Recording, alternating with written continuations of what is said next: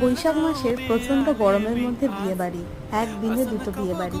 সকাল সকাল রেডি হয়ে আমি আর কর্তামশাই চলে গেলাম বিয়ের অনুষ্ঠানে। একটা দিদির বিয়ে ছিল, সকাল থেকেই নেমন্তন্ন ছিল।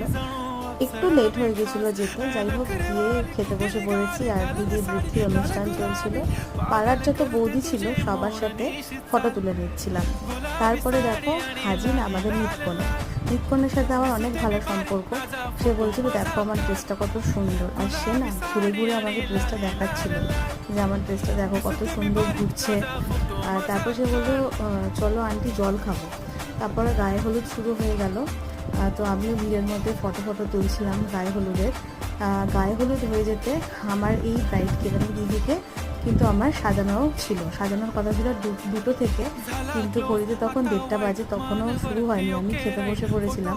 আর একটা বিয়ে বাড়িতে যেতে হবে, সেটা ছিল ননদের বিয়ে, সেখানেও